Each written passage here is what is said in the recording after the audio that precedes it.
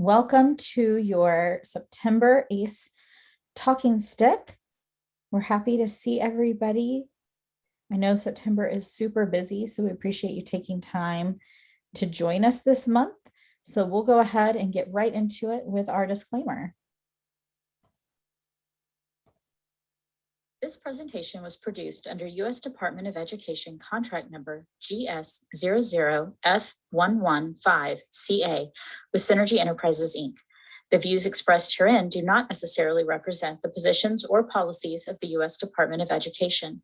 No official endorsement by the U.S. Department of Education of any product, commodity, service, or enterprise mentioned herein is intended or should be inferred.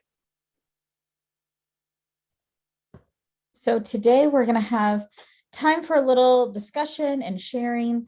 We have some things to share about budgets. I know everybody should have gotten their new GANs, so we'll be talking about those. Some things to help make sure that you're ready to wrap up year one and launch into year two on October 1st. And then some also important things coming up, some upcoming events, some questions I have for you about scheduling some upcoming events. So I'd like your input. So stay tuned for all of that. And then, of course, we have with us your program officer, Bianca. Hello, everyone. Thank you for joining. I hope you all received your GAN and read through it. If you haven't received it, you might have, but your admin was just updated afterwards. So, if you're a new project director, for like a month, I couldn't make any program updates while they were processing those continuation awards. So definitely GANs went out. So if you were not aware of that, check into G5. If you do not have G5 access, let me know, and G5 helped us know so we can get that situated because I can make those changes now. But yeah, we are going to go over some budget and GAN stuff, and I hope you enjoy our topics. So we'll start with just some opportunity for some sharing amongst all of you. First off, for those who have been doing planning, we'd really like to hear, what's been your biggest accomplishment? It's been quite the year, and I know all of you have been extremely busy doing things. So what's something that you knocked out during this planning year that you are particularly proud of or you think is quite the accomplishment? By the same token, what has been a big challenge? And then what additional resources would be helpful? And I'm going over all three because I think it's nice when we're doing the sharing if we can see each other. So I'm going to unshare my screen so that we can see each other. And then I'll also pop these questions over in the chat box for you so you have them at the ready. But feel free to unmute and share that stellar accomplishment, a big challenge, or even some additional resources. And I see Jeremy flagging. He's got his hand raised. Go for it, Jeremy. I was waving. I was saying hi. Oh, you were saying hello. But I could go. I took that as a hand raise. Yeah, I'll go. I'll step up. Probably the biggest accomplishment was getting our report in GIPRA. I'd say that was huge. And probably the biggest challenge was GIPRA. So, just getting used to that system and the amount of steps you got to go through just to get that information in. But there's other challenges that I'm finding along the way too. So just looking at our budget revision right now and working my way through that. So that's also a challenge for me right now. So. Yeah, I think there's definitely always a learning curve with that wondrous G5 system, everybody's favorite. Anybody else? Good morning. Can you hear me? Yeah, we can hear you, Juanita. This is Juanita Plentyholes with Ute Mountain Ute Tribe, and this whole year has been challenging to us with the COVID stuff and the tribe closing down for majority of the year, and when we barely opened back up probably in March, and then it was just getting all the budget and that, and just trying to get our planning year started. And so we're getting a late start, and And then another challenge we had just recently was trying to meet with all our students to get their input. And everyone's still scared of the COVID stuff. So we haven't had a lot of kids come out and participate. So it's just been a challenge, but we're just working through that and doing the best we can. Yeah. Well, and Juanita, do you want to share? Y'all are doing your needs assessment with your kids in a little bit different way than I think a lot of grantees. Do you want to share what you're doing with your kind of graphic way of representing that? So we have a graphic artist that's kind of, we've been doing the Zoom with our assessors. And so we've invited the kids with the different grades to come in, and then they have questions that they'll ask them. And as they're going along with the meetings, the graphic designer will draw, their answers and that. So we have that graphics available. So we've done that with each of our groups. Yeah. Yeah. So just something a little bit different. And I know probably pretty engaging for the kids. Well, and Mary is sharing over in the chat box that she feels like her greatest accomplishment has been that they've actually began some services. You've actually been able to start implementing, which is great. And Rusty was concurring with Juanita, that getting off the ground and some of the challenges of COVID really a dilemma this first year. I'll go. It's Rusty. I would say camera's weird. I would say that another challenge that I've been having is not being able, it's pandemic related, not being able to travel to the service areas that we're working with. Trying to get a program off of ground and seeing there's a little more difficult and challenging than I had expected. Yeah. Well, and you have the challenge that, you're not physically located in your service area. So No. being able to accomplish that travel has definitely been a challenge.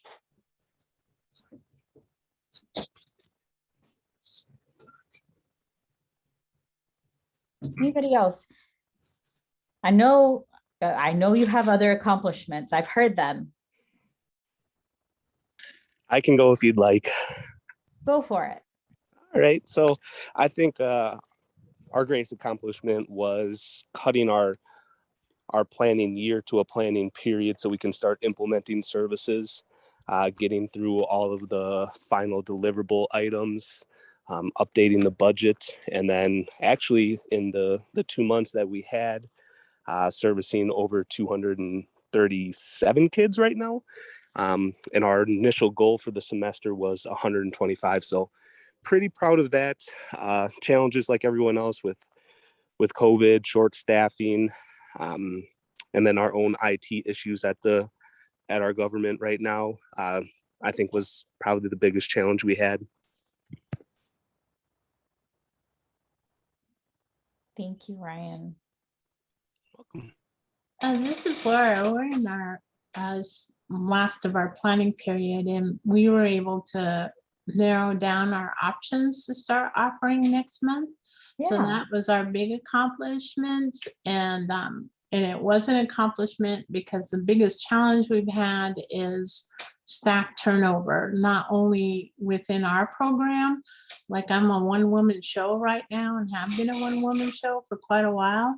And that because people are not liking this virtual work environment. And so we've been having problems trying to keep staff, but it's also happened at the school districts. A lot of the administrators that we worked with and teachers have left.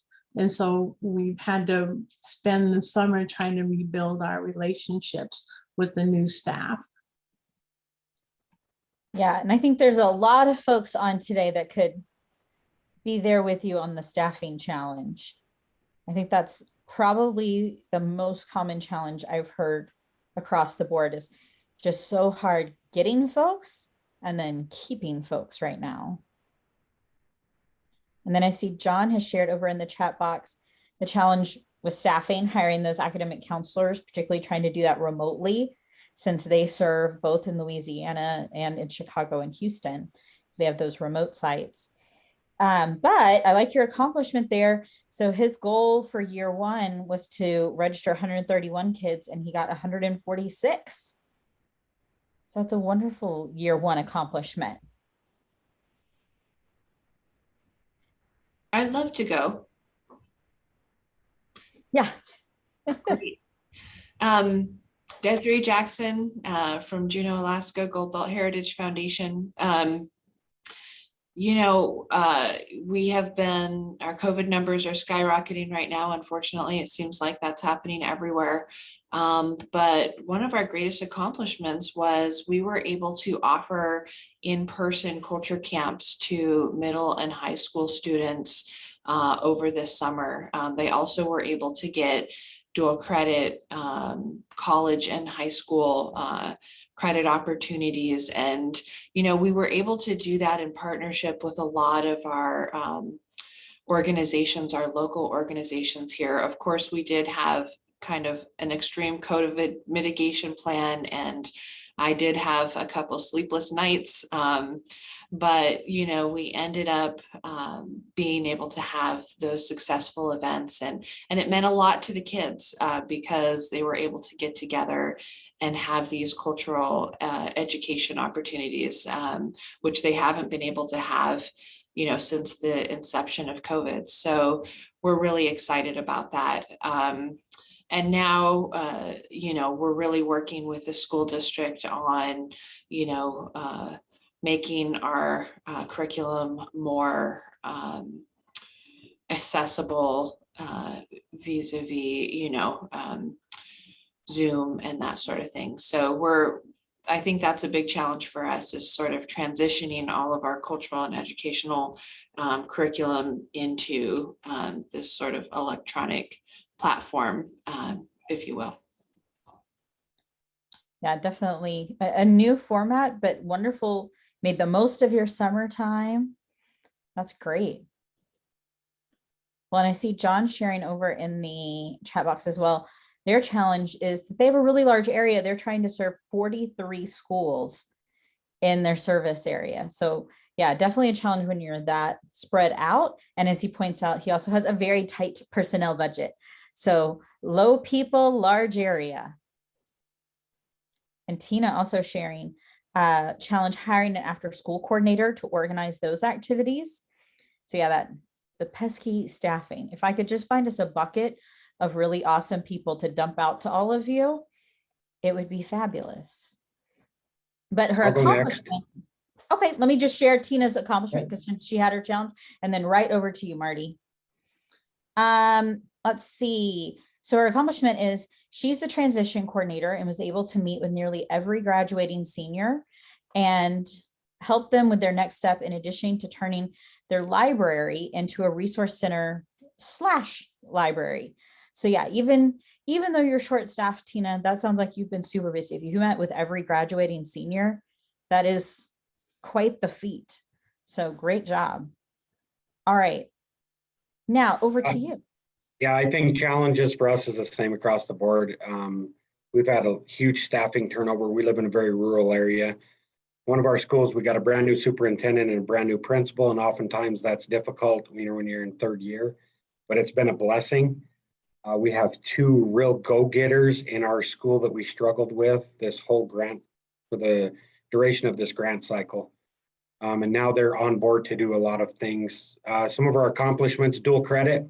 One of our schools, I think we have 78 juniors and seniors, and 56 of those are enrolled in either dual credit or early college. So Awesome. that was huge. One of the other schools, we recently got 5 dual credit classes incorporated into their school. They didn't have any. So that was another accomplishment this year during COVID. And the other school I talked about with the new principal and superintendent, we're working on getting 3 dual credits for the spring to start their school out. So it's been huge getting the dual credit and early college focus going. And the other part is that we're retaining a high number of our seniors at our local community college for at least the first year to attend here. So That's really been good that we've built this relationship with the schools again, because we didn't have that before the Chante project. We didn't have a relationship with the schools from the college level, which was sad. But that's been a huge accomplishment that now we have that communication both ways. So that's been really good. Yeah, it sounds like your partnership is going really well and it's building that just almost seamless continuum. That's great. And then speaking about turnover, just to let you know, in about a month, I'm going to be leaving this position. I'm taking on a different grant not within allowed the to do that. college. Yeah, so within the college, but Roxanne will be taking over, and she's more than able to finish this grant out in a good way. So she's been here since the beginning, the inception of the grant. So Yeah. Well, we will miss you. You can always pop back in. yeah, so I'll miss all of you too. You know, I went through Bianca and then Donna in my term. So yeah, I think, you know, it's good and we'll be fine. We still have a very competent team and we'll finish out strong. Wonderful. Well, then next up, I see Iris has her hand up. Hi, can you hear me? We can hear you. Okay. I don't know if you can see me. I can see you, but Yes. okay. So my name's Iris Chimburas. I'm coming from the Nez Perce Reservation, Lapwai, Idaho. And so I'm currently right now sitting in our empowerment room. And so one of the biggest things we did with this grant is created an empowerment room where we house students who are working on college courses, you know, IDLA and Edmonton down to credit recovery. They're really a peer mentoring support type system. So they're all, you know, immersed together.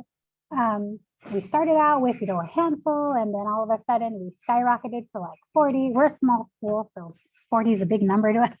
Not 43 schools I'm supervising, but 40 students. Oh, so I feel for those that have, you know, a huge amount of kids to supervise. But our numbers are just climbing and climbing and climbing when it comes to college classes or taking those online classes, and even just right down to like, you know, students who are in credit recovery. We also have students who come in here. It's almost like an alternative school within a school. So this has probably been our biggest achievement, and it's just kind of growing rapidly. And so right across the room, we have our homeschool liaison, who's also stationed in here. And so her job is just, you know, recruiting those students that have kind of fallen through the cracks.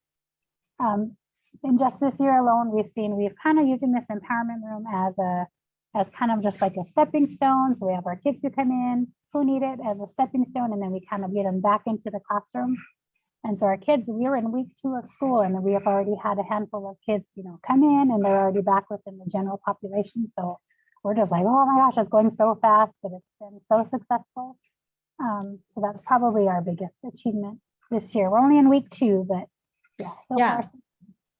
Well, and I think that's an important thing to point out when you're talking about your accomplishment is, one, you're a fairly new project director. You're new to the ACE family, and you just started implementation. So that's a lot to have knocked out already. Yeah, I appreciate these talking sticks. Great. Glad they're helpful. Looks like Zachary has his hand up. Delaha, Ayakui. Hello, everybody. Nick now, Zachary Conger. I'm the project director up here in Tolowa-Dini Nation in Northern California. Personally, one of the biggest accomplishments for this grant is the budget approval and the whole process leading up to that approval. I had a lot of strengths and good experience coming in this job, but fiscal and budgets was not one of my strengths. So that was a lot of a learning curve for myself. And I feel very happy with kind of the rate I went at. And also, I guess the best way I can word it, and another great accomplishment is our team working relationship. Not to say we haven't had hiring issues or retention, but we started out wanting a team of 5, and we've been a solid team of 3 this entire time. And before this grant, we all 3 worked together in the family services department at this tribe. So we all 3 have been working together for about 2 years now. So we really know kind of moving forward what we need to do, and we're supporting each other getting through kind of just to reiterate what a lot of folks have said, our COVID numbers are as bad as they've ever been through this pandemic. So that kind of leads into the negatives regarding COVID.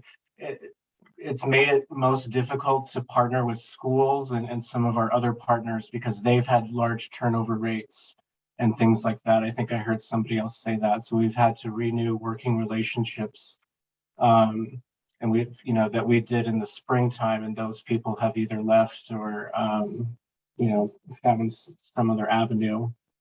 And just the last one I'll say is spending, just because, like someone else also said earlier, is students aren't participating in a lot of extracurricular things right now.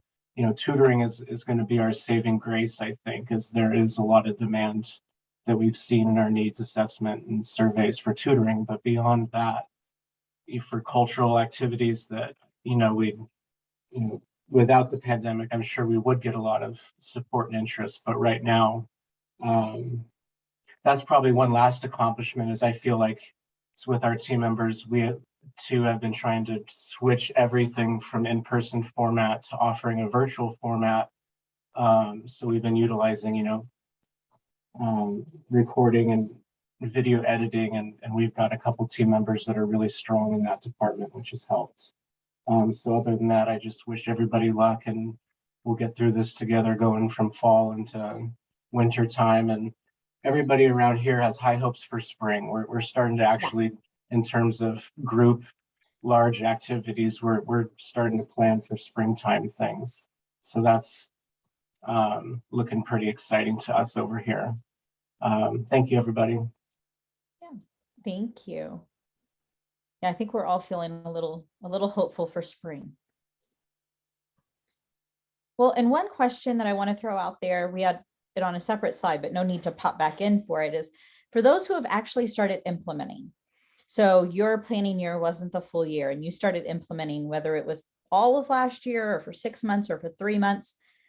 What has been your biggest lesson learned that you can share with all of your fellow ACE grantees that are going to start implementing October 1st? Because we have a huge group of folks who have not started implementing yet. They had a full year of planning and they're going to hit the ground running beginning of October. What's been that lesson learned that you can share with them, that word of wisdom so far?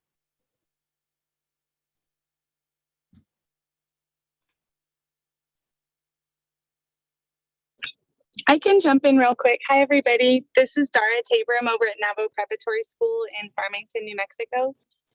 We have begun implementing, and it felt like we weren't ready, but we had to start, and there we go, and away we go. And I think the biggest lesson for us was something that Bianca said. She sounded like the progressive insurance agents, where she's like, bundle your insurance, but you can bundle your contracts, and you can work your contracts so that they meet the needs of your program. So putting in minimum requirements to maintain those relationships with the service providers has been really helpful. And then also just feeling like really flexible to know that we can change the services we're offering based on the needs of our school.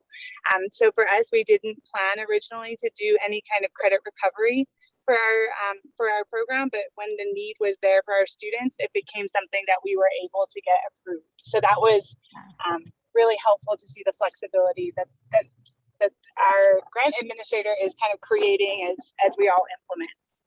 Yeah. Now, those are great lessons. So I heard 3 actually in there. One was, you're not necessarily going to feel ready come October 1st, but you can do it. And then I heard her tip about bundling. So thinking about how you can bundle those contracts. And then the 3rd tip I heard was being flexible, letting you know that, yes, you may have set up, okay, October 1st, we're starting these 3 services. It's going to be great. But then you may realize our kids have some needs that we didn't really realize. And so we need to add a service. So as long as it's within the scope of your project, you are welcome to add additional services all throughout the year. So yeah, three great tips there. And I see Ashley has a question. Can you expound more on the credit recovery program? Sure. So at our school, we had never before offered credit recovery. As a college preparatory school, we've never done that. So it was a new initiative. We ended up doing the contract with ourselves, but then also using Edgenuity as a service, as the service that we offered. And I can chat more offline if you want to learn more about that program. Yeah, perfect. Thank you. Well, and I see some other great tips have popped up in the chat box. So I saw John double kind of reiterating pre-promotion. So really getting the word out there as much as possible in advance. And Tina kind of tacking onto that, making sure to get your tribal elders and entities on board. So making sure, not just pre-promoting specifically to the students and their families, but really to your whole community and getting everybody on board. And Desiree was sharing, how important it is to have a backup plan. I always say I like to have a backup plan, and I like to have a backup plan from a backup plan, because sometimes you end up on plan J, even though you were aiming for plan A. So really thinking about what all those backups can be, having backup staff, cross-training staff, super helpful there. Let's see. Clarence had a question about, are providers getting background checks for working with youth? So I'll let any of you pop in, but I'll also share that is definitely what would be considered a pretty vital best practice, that if you have anyone working with your students, that you would be getting a background check on them, whether they be paid staff or volunteer. And I see John has a thought on this. Yeah, that's, I'd mentioned, our challenge with hiring remotely, but just as we were getting these new staff members on board, our tribal council decided that everyone working for tribal government would go through a background check. They were transitioning to a company that was going to do that for us. And so it delayed getting a background on our Chicago counselor. I thought I'd lost him because it'd been so long. And our HR person said, hey, he finally came back. I said, what? And so I spoke to him last week. I said, oh, great. So that worked out. And it took a while for the other one that we hired for Marksville. And I'm still waiting for the one in Houston. We've identified someone and they've accepted, but they have to pass the background check. So that's so important. You can, do your own reference checks all you want, but you really need to see if there's any kind of criminal background and check references and so forth. It's important. It's a lot of extra work, but you have to have it. So I just wanted to say that's, on another note, you were talking about, you mentioned my comment about pre-promotion. Just a couple of things that we did. You talked about getting council members involved. Well, we started services April 1st, but right before the holidays, I asked our chairman if he would do like a Zoom holiday event, online, and I asked if I could be his guest.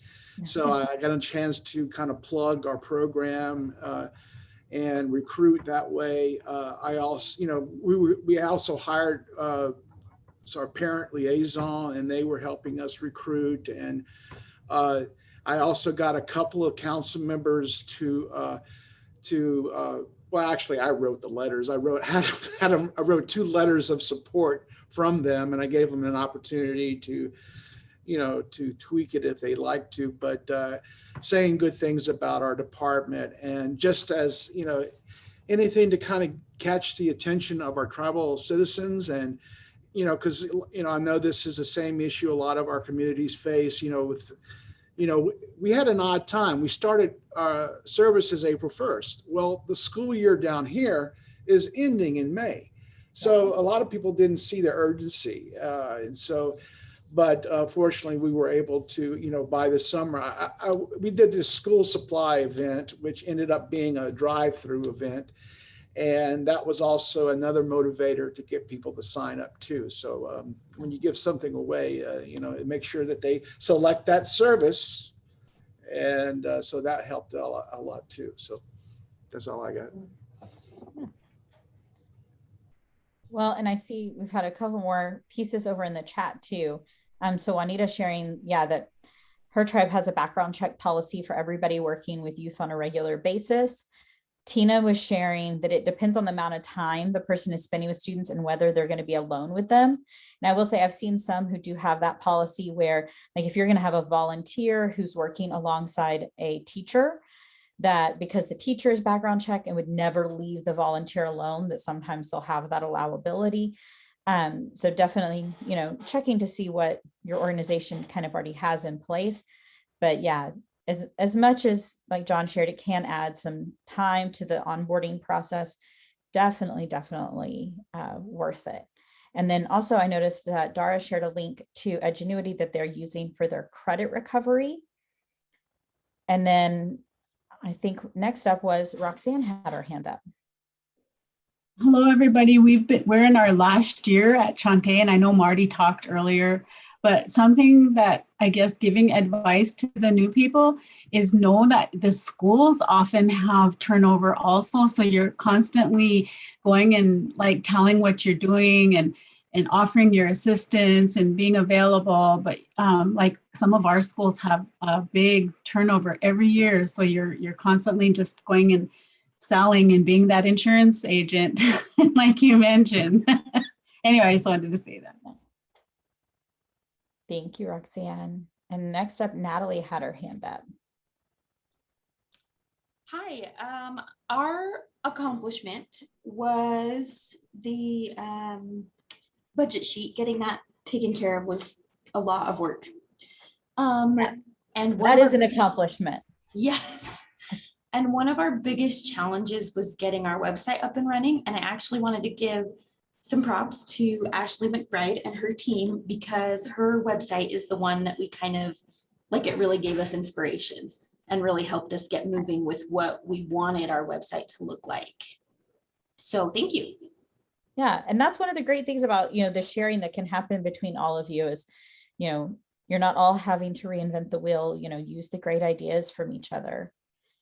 And I see, Rashonda, you were asking, can you ask service providers for their background checks? Absolutely. Yeah, you're hiring them on, and you can require, and most of the time, most groups will require, just like you would with staff, that they have the same level of background check for all of your service providers, because they're going to be with your students, and often they're going to be with your students unattended. So absolutely appropriate to ask all service providers for background checks for any of the staff that they're going to be using. All right, let's see. We did have a question from Tom asking about bundling contracts. So I don't know if either Dara or Bianca want to give just like an example of a bundled contract. Yeah, I can speak on that. So I've been selling it. So there's a couple of things that can be bundled. So, you know, if maybe you need to do like transportation and a conference sign up, right? Or if you are actually the service provider, and instead of like having a contract with like a supplies distributor, you know, you're doing supplies and tutoring, or, you know, the other thing too is that, you know, when you are doing your contracts, you need to throw in everything that's needed for that contract. So if it's this language class or this language teacher, you know, everything that's needed for that language teacher or that language class should be included in that contract. You know, if it's the basically the salary that's going to the teacher, the supplies that's needed, the rent maybe, or whatever that is included that needs to for that service to be provided to that student or to those students should all be included into that contract, you know. So what we don't want to do basically, which is probably like NYC or similar, is that maybe you might have someone who's providing the service, but you're purchasing all the supplies, or you're, you know, what you want to do is basically put everything into their contract so they have that flexibility, and it just looks a lot cleaner on your budget to show that 80%, that all of that supplies, that personnel, that whatever that's needed is included in that per student cost or that whole amount for that contract, if that makes sense. Well, and I want to share, as you're writing those contracts, I know sometimes it can be tricky, questions can pop up. Remember, you can always reach out. We've had lots of grantees that we have met with and, talked through various, well, I want to do this, but how do I do it? And how does this make sense? And can I do it this way? That's what we're here for, is to really be there as that sounding board and to give, advice on those things. So always feel free to reach out with those questions anytime. And then I see Ashley has actually shared the website that Natalie was talking about, so that if you want to take a peek at their ACE website, she's got that link over there. And then Chris was sharing that the URAC tribe had in-person internships this year. They used rapid COVID testing twice a week and were able to offer a water protection Save Our Salmon course for high school kids with flexible units for high school, which is great because a lot of their kids needed those additional units, so like credits. So they're hoping to repeat and expand that in the future. So lots of fabulosity going on. So thank you all for such great sharing. And this is something we definitely want to continue, because particularly by the time we meet next time, all of you will be implementing, which is really, really exciting. So I want to hop in though, because we do have a couple of really important things to share. And then keep popping things in the chat box, keep thinking, because if we have time at the end, we can definitely do a little bit more share. But I want to make sure we also go over some of, while not our favorite topic, budgets, an important topic with some budget updates and reminders. So we're going to hop back in. All right, so as we think about year 2 budgets, as we had talked about earlier, Bianca was sharing, all of you should have your GAN now, your grant award notification. That comes out in G5. So if you're trying to figure out where in the world is this, it's in G5, and only your project director can access that. So, if you're not the project director, you need to be in contact with your project director so you can see that G5, get that downloaded so you can take a look at it. When you get it, it's really important. This is a great time of year to just verify that everything is correct, that the project director you want to have for your project is the one that's listed on there. Because if someone else is really your project director, remember, Bianca can only communicate with your project director of record. We at the TA team are able to communicate with your full team, which is wonderful, but doesn't really help if the person you need talking to Bianca is not the one designated as PD. So make sure you've got the right person on there. Make sure the level of effort is correct. Some of you may have gotten some new ed grants over the summer. Remember that if you're split funded across multiple ed grants, your level of effort can't total more than 1. So if you've accidentally ended up at 1.5, I understand you're probably putting in that many hours a week. And so you really should be maybe at 1.5, but legally you can only be at 1. So all your levels of effort have to total up to 1. And then contact information. If you see any errors in phone number, email address, mailing address, those are all important. Make sure and get those in. This is also my plug that if you have other folks on your team that should be receiving the emails, make sure and send those in. We only know to add them on the email list if you send them in. But so if you've hired any new folks and you want them on the email distribution list, send that into the TA team and we'll get that added. Pay attention to your award amount. Okay, so make sure you don't want to start the year assuming how much money you have. You want to truly look at your award amount, noting any potential budget cuts that may have occurred, any just discrepancies, just making sure that the amount on there, and that's what you're actually working with. And also in case there are any conditions or restrictions. So I know a lot of times we see the top part that tells us how much money we're getting, and then we stop reading because we're excited. We've got our money, we go about our day. Make sure and read the whole thing. It's not the most riveting reading, I know, but you don't want to miss if there's some condition. A lot of times there's super easy things. Maybe your indirect cost rate expired, and so you just need to submit some new paperwork. They're very often not hard things, but they're important things to stay in compliance with your grant. So read through the whole thing. And then as we start year 2, remember your fiscal year for year 1 ends September 30. So last day of September is the last day of your year 1 fiscal year. Year 2 starts October 1st. Now, you will be submitting a year 2 budget revision. Don't worry, you won't be submitting a budget revision for all 5 years again this year. This is just for your year 2 budget to accommodate any potential cuts, any potential changes in your program. We'll be talking more about that next month as far as what that will look like, when it will be due. But just so you're aware, not to fret about that just yet. And then we want to get into some discussion about carryover funds, because a great deal of you did have some funds that were left over at the end of your year 1. Year 1 planning funds may not be carried over into year 2. So what does that mean? If you had a full year of planning, if you were planning from October 1 to September 30, then any carryover funds cannot be used in year 2 because those are planning funds. So you can't use them for implementation.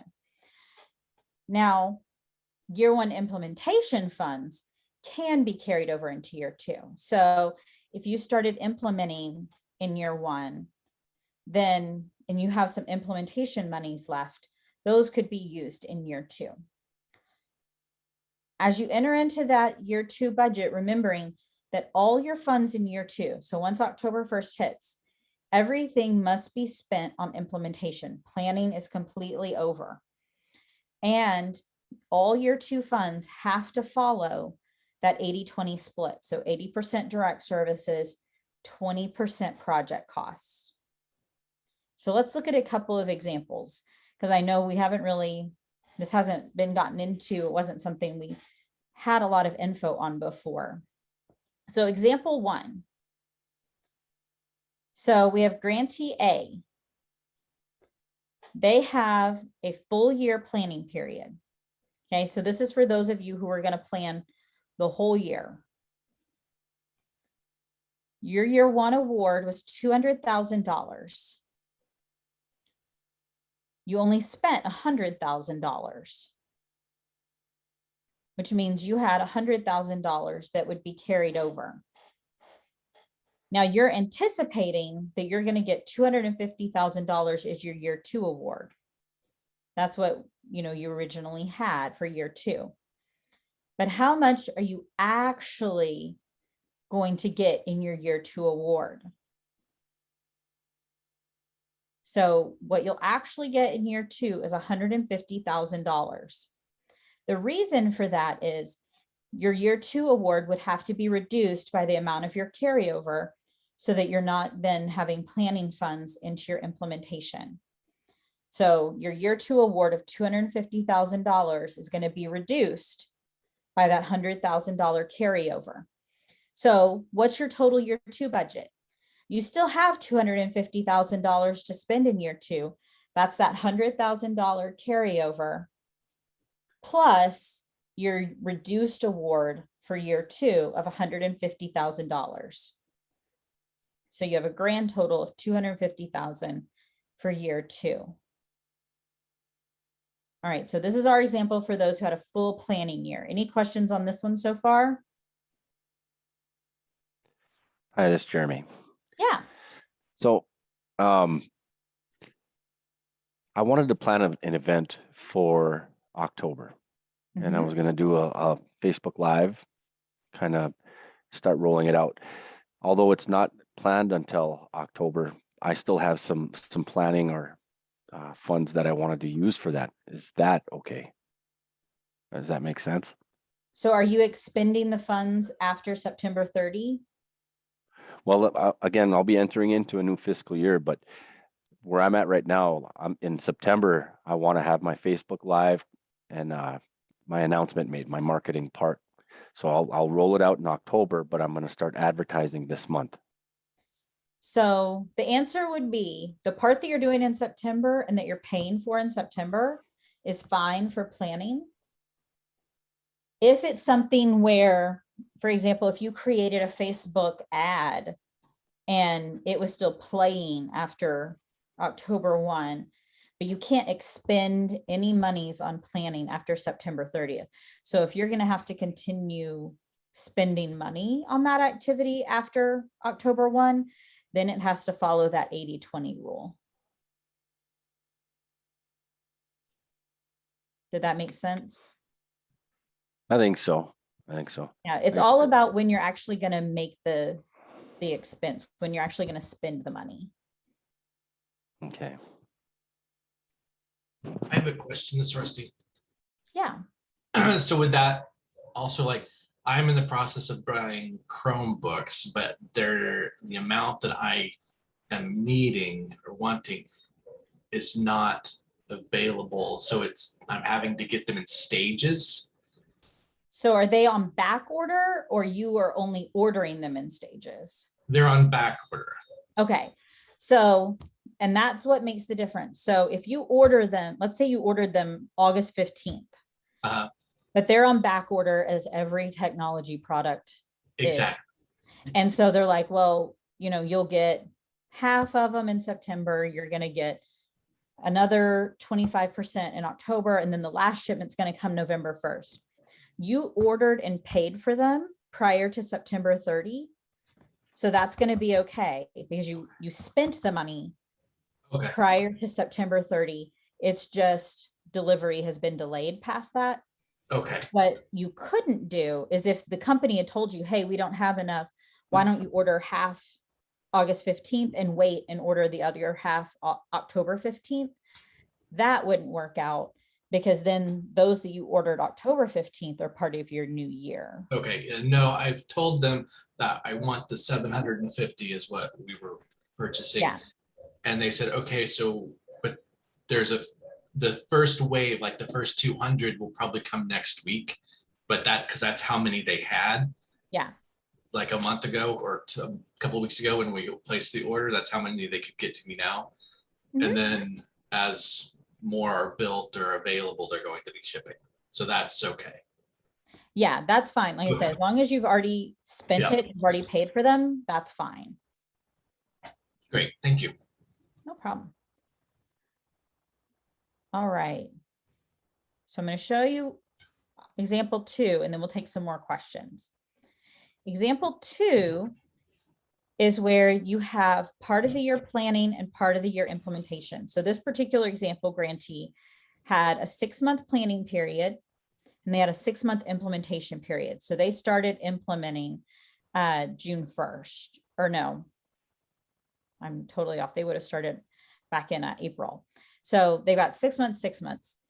They have a year 1 award of $200,000, just like the other grantee. They also just expended $100,000. So they have a potential carryover of $100,000. Now, their year 2 award, they're anticipating $250,000, but how much are they actually going to get to carry over into year 2? So this one doesn't have a clear, exact answer until we actually look at their budget. It could be up to that full $100,000 that they have left at the end of the year. It's going to entirely depend on their budget breakdown. So when we look at their budget breakdown and we see how much was allocated for planning versus how much was allocated for implementation in year 1, that will determine then exactly how much they're going to be able to carry over. But it could be up to that full $100,000. Now, what's going to be their full budget for year 2? So their year 2 budget is going to be up to $350,000 because they're going to get their full $250,000 award in this example, and then up to that $100,000 carryover based on their specific budget. So it's going to be their year 2 award, $250,000 plus those carryover funds from year 1. So potentially that $100,000. So they would actually have more than they anticipated for year 2. They would be having $350,000 for year 2. And so as I'm seeing the first question regarding this example, isn't year 1 only planning? That depends on your grant. So every grant was written maybe a little bit differently. You had the option of having no planning period or up to a full year for planning. So we have grantees who did no planning time at all. They started implementing last October. We have some that did a 1 or 2 month planning period only and then launched right in. And we have some that did up till maybe the beginning of the school year and they've just started implementing. And then yes, the majority of the grantees had a full year of planning period. But yeah, that does vary.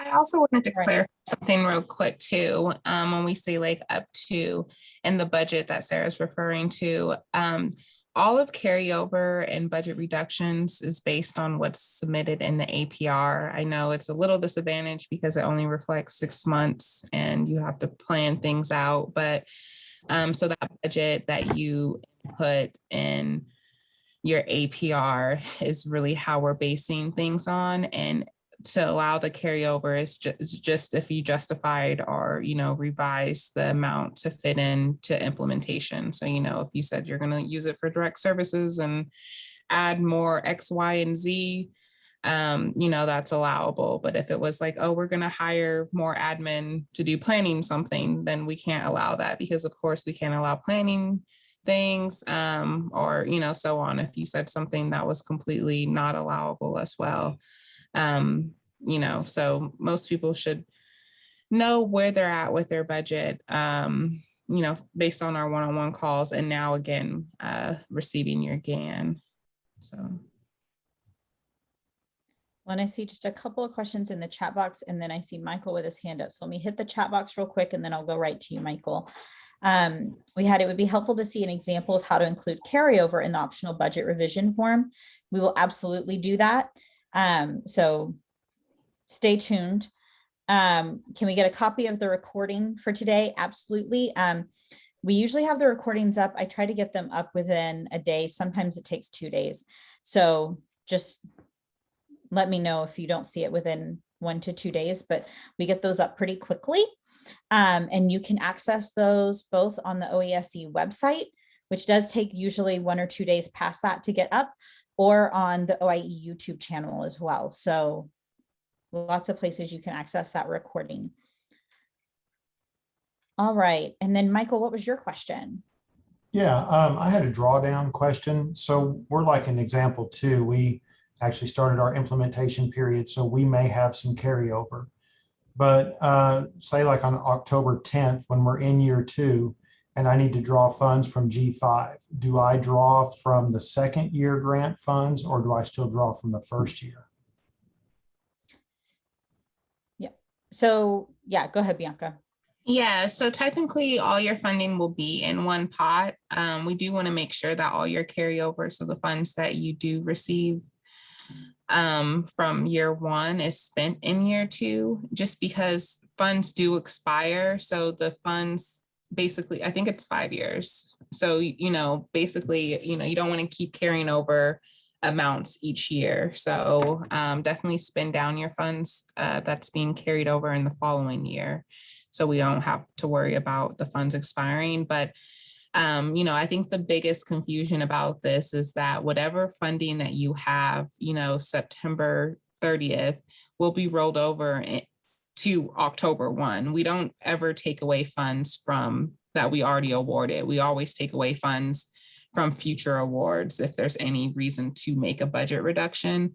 But ultimately, all of that comes into one pot. Like you see here, the carryover, your budget, year 2 budget will be $350,000 because you were allowed that 100,000 carryover, even though you originally was awarded that 250. So you will have, of course, another talking stick or webinar to go over the budget that's needed in the fall. But that's what we're really looking for, is how you're planning on spending that carryover or changing your budget if there was a budget reduction. Thank you. Welcome. Well, then we have one final example. So let me show you our final example. This is example 3, grantee C. This is somebody who was implementing all last year. So if they were implementing all last year, same situation, their year 1 award was 200,000. They only used 100,000. So potentially they could carry over 100,000. And they also were expecting 250,000 for year 2. With this example, they're receiving their full $100,000 carryover because they were in implementation. So there's no kind of gray area of what was for implementation, what was for planning. There's nothing that has to be figured out there because they were just implementing. So that full 100,000 will carry over. And as long as they didn't receive any budget cuts this year, then that means that next year they'll have $350,000.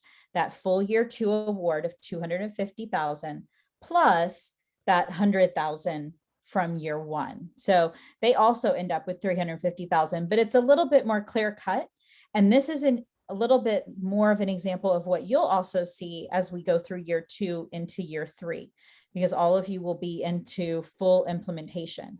That doesn't mean that cuts can't be made to your year 3 award if you're not expending, if you're not making progress, but there won't be that dilemma of planning versus implementation next year.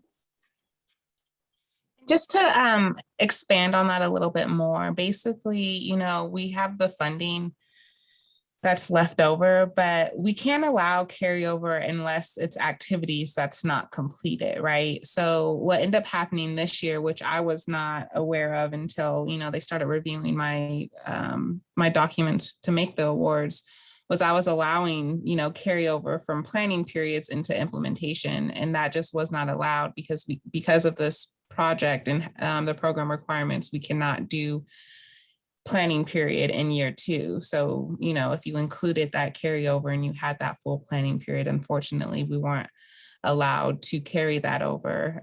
So we just wanted to clarify that, you know, next year, it won't be the same situation because you'll be carrying over implementation funds, which could be incomplete, you know, into year 3. So hopefully that makes a little more sense on how the decisions were made this year. Any questions on carryover year 2 monies, these examples right now? And I know as you look at your GAN and your own budget, you may think of some questions later. Remember, always feel free to reach out with those questions.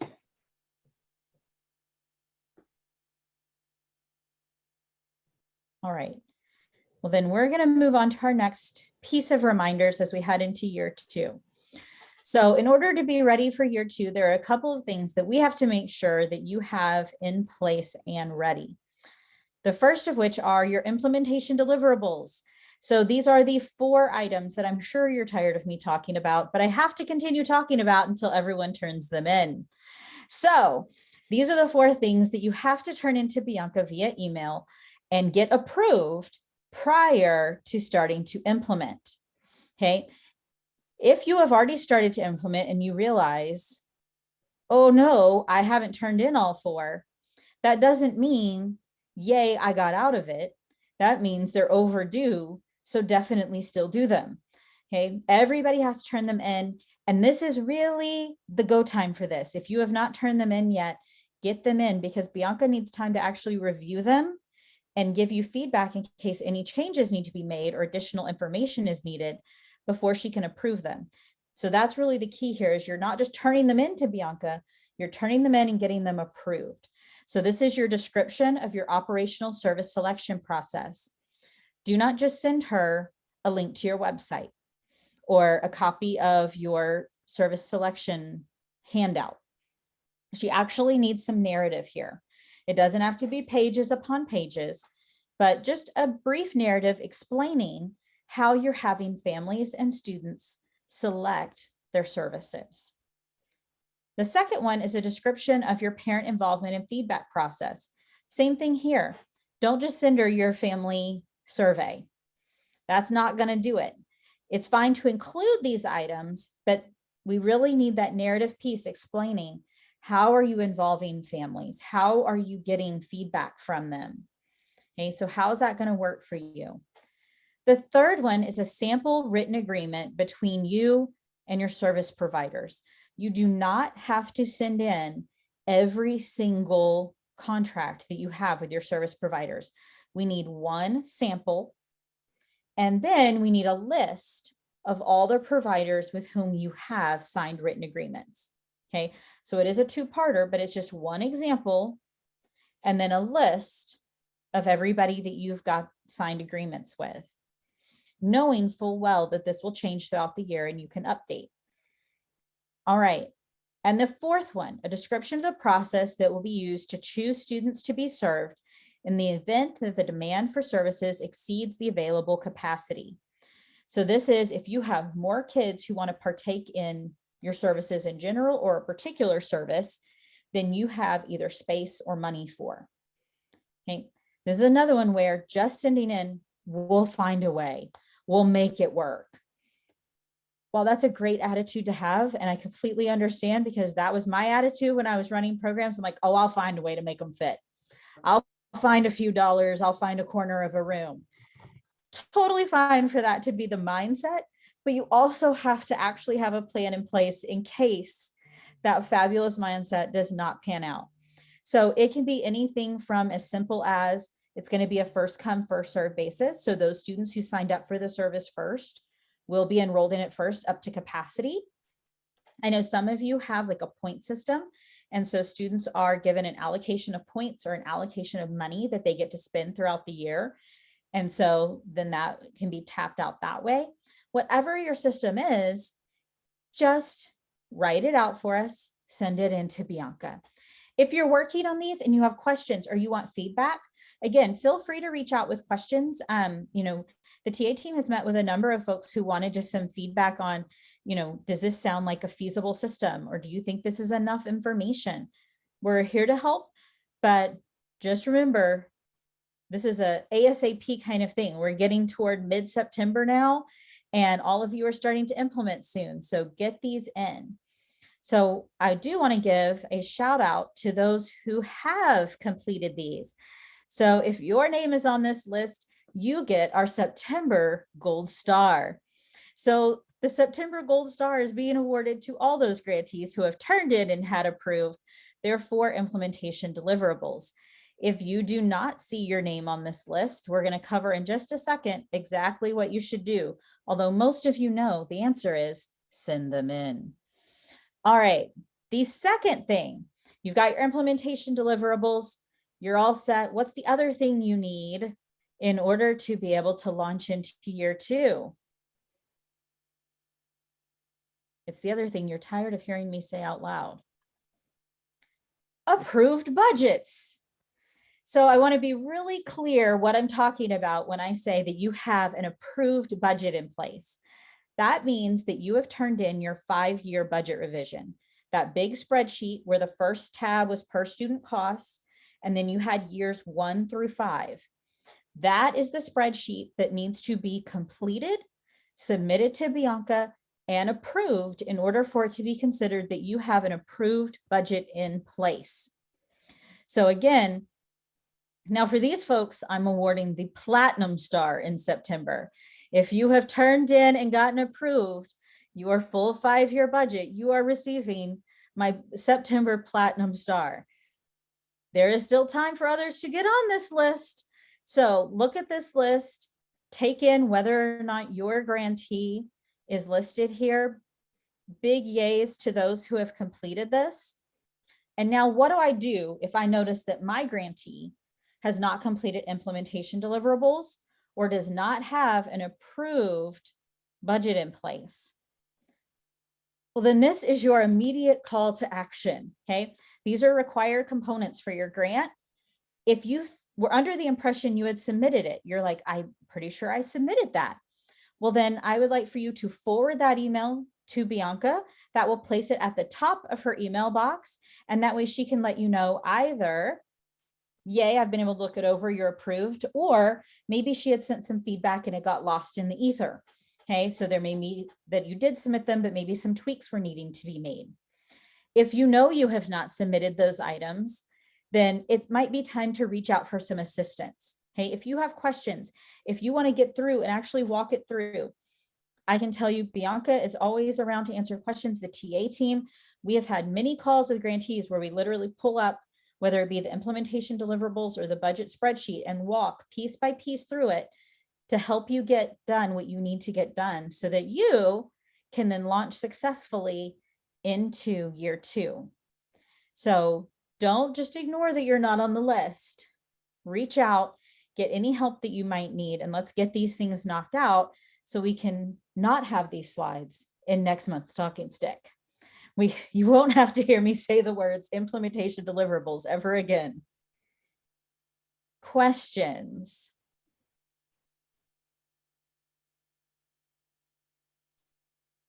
All right. And I'm looking.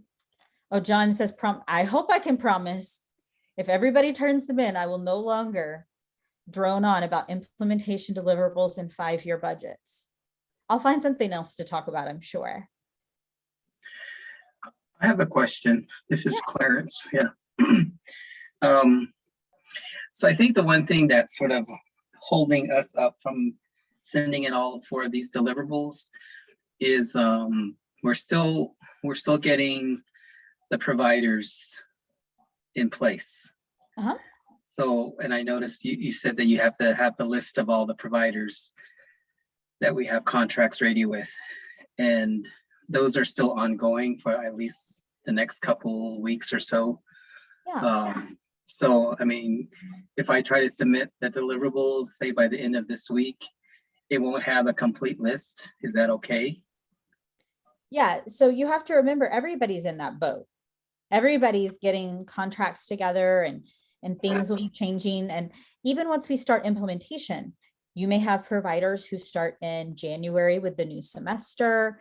You'll have providers who come on maybe just in the summer for summer program. This is information that can be updated. It's just important that you send over the list as it stands of your date of submission. Okay. Yeah, so you can submit your list updated anytime. If you're removing providers or if you are adding new providers, you will update that throughout the years to come. But what we're really looking for is who you already have these agreements signed with and ready to go October 1. And one thing too, I want to make really clear, if I haven't been before, is you do not need to have all your services or service providers start October 1. The biggest difference between, planning and implementation, instead of preparing, kids are now registered, kids are now, able to select something or receive something. So, don't feel like you need to have every single dollar written out yet. Even with the budget again is a program requirement to show that your project can meet that 80% requirement, right? And that 5% admin requirement and no more than 15% for structural. So that's what we're looking for. We understand with ACE is super flexible and things are going to be changing all the time, that those budget figures and the list of providers are definitely going to change, right? But we want to make sure that the program requirements right now is being met before you start implementing. So don't overthink every little detail. We just want to know that you have the idea set in stone of how ACE should be implemented and, ready to go when you start. So once you turn those things in, you can always update and revise your budget. Even I have approved some budgets that literally, have just contracts, saying, service provider A still, but the budget is, clear, and I'm expecting a new budget to be updated, next year or when they have their contracts filled out. So definitely just know that we're looking for, that breakdown. And if you don't have the exact service provider, if you're still complicating, which ones you want to go with, we understand that. But, just have it in its place, in the right place that it needs. Yeah. Any other questions?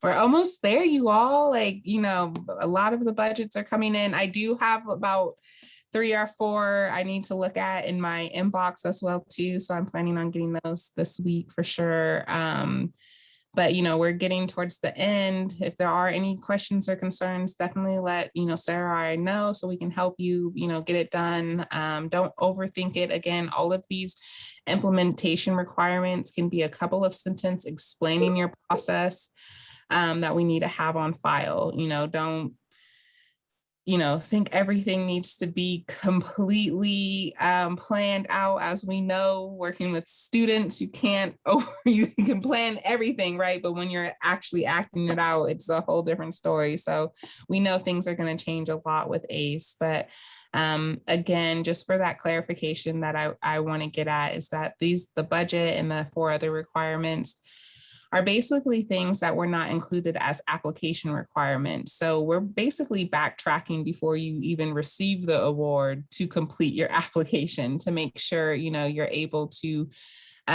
meet these program requirements and ACE has 1 million program requirements, right? So we just need to make sure those are in, get them in. If you are having troubles, let us know.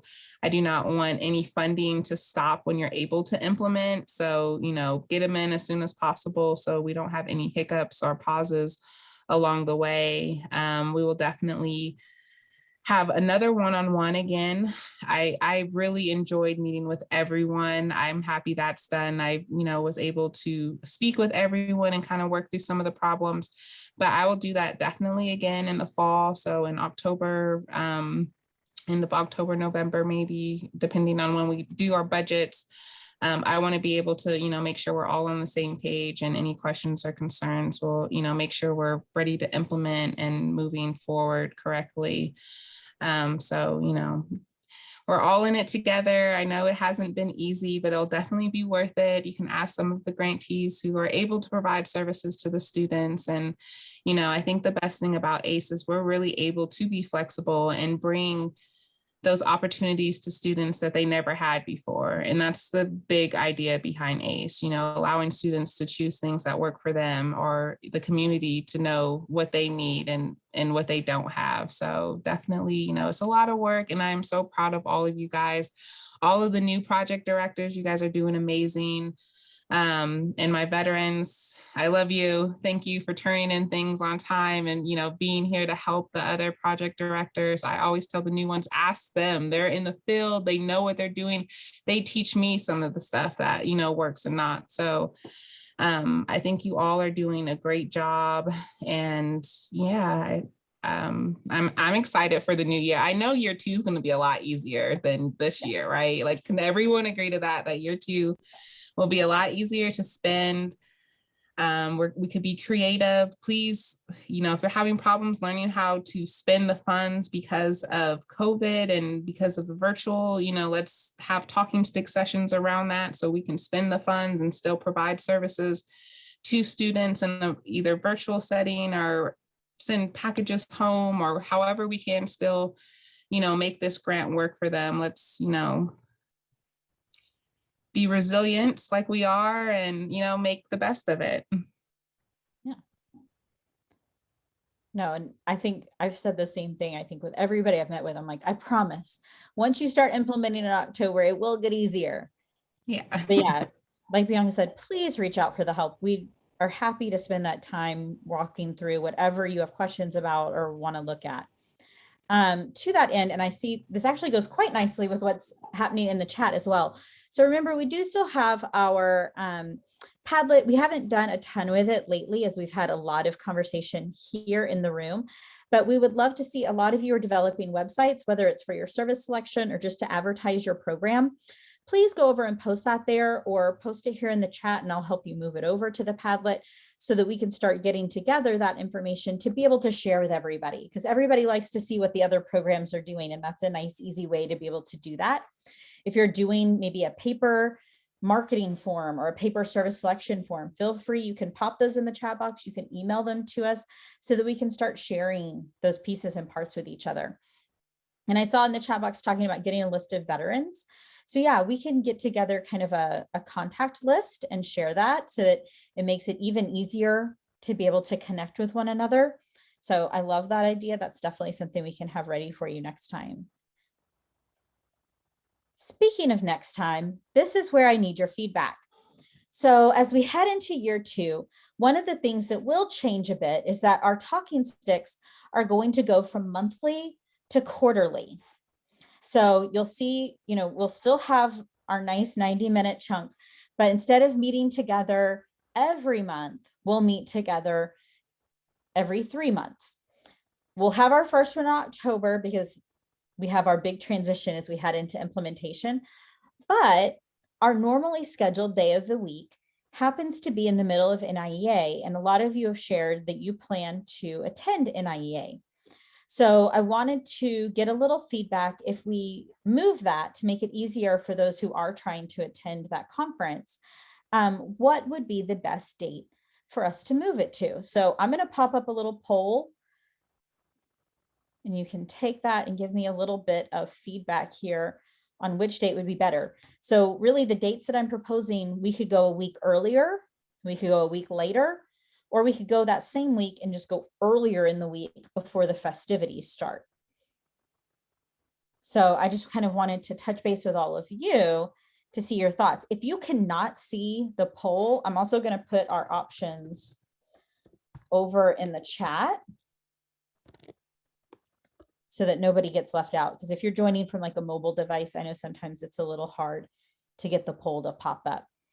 So I'm going to give you some time to do that. I see someone asked for the Padlet link. Let me get that for you as well. Now, I do want to talk about the other 3 events. So even though we won't be having a talking stick every single month, don't worry if you are just missing Bianca and I, and you're thinking, what will I do without seeing you every month? We're still going to have monthly office hours. So you will still have an opportunity to engage on a monthly basis if you'd like. Remember, office hours is our more informal time. It is open to all OIE grantees. So you'll see we have folks who are ACE grantees, folks who are professional development grantees, the Native American language grant grantees. Anybody who has an OIE grant is welcome to join office hours. And like I said, it's casual. We have the TA team on, we have the program officers on, and we just go through and people are able to ask questions. So if you have a question that's come up and you just really would rather talk it through than try to do an email, great time for that if you want to brainstorm around something.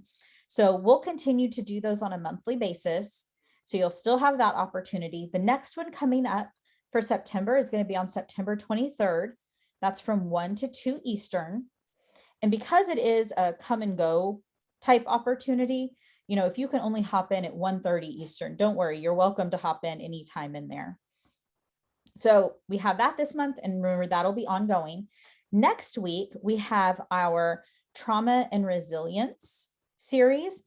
I did get a couple of questions about this because I know normally we don't do a lot of multi-part events, but this is a 2-parter. And the reason for that is just how much content we needed to cover.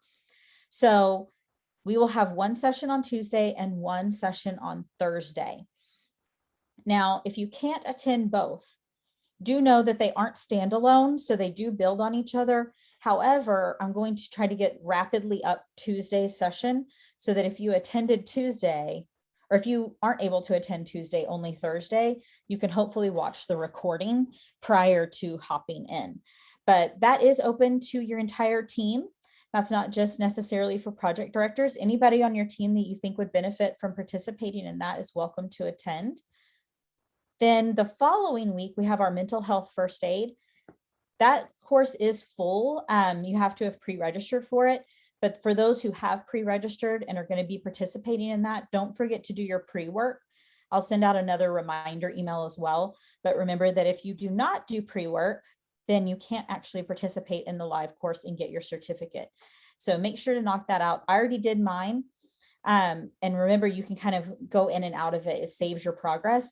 So I did it over the course of a couple of days. It grand total didn't take more than about 2 hours to do, but I just spread it out in between other things I had going on.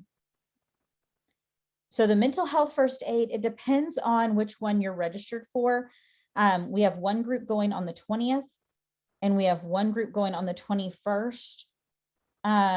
John, you are in.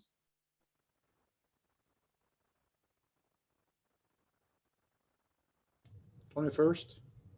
Yeah, I was double checking here. Yes, you are in our 21st group. Oh, okay. Yeah. Yeah. I did my pre-work on Labor Day. There you go. You labored on Labor Day. I labored on Labor Day. Yeah. Actually, I was hiding from my in-laws who have evacuated from New Orleans, so I stayed in my bedroom. See, whatever we can help with by providing you with homework.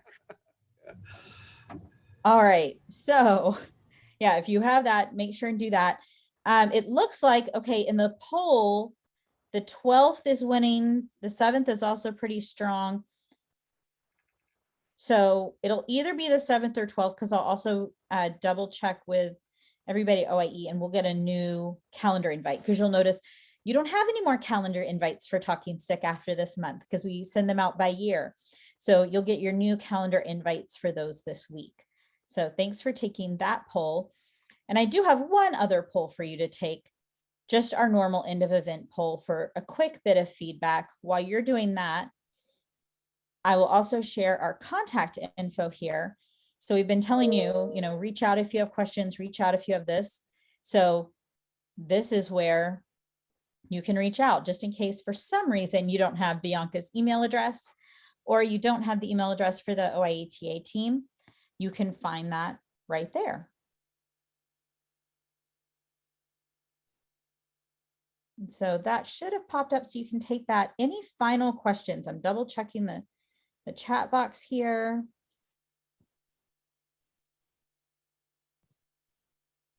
Looks like we might be good. I'm popping in that Padlet link that was requested as well, so you have that fresh.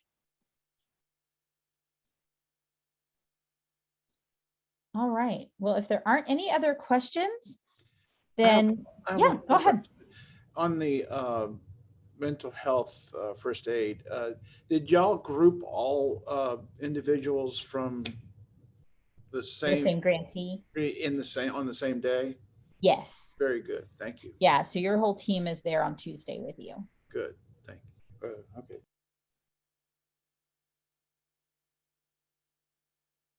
Great. All right. Well, we'll stay on for a few more minutes in case you do have any last questions that you want to ask, but otherwise, have a wonderful rest of your Thursday.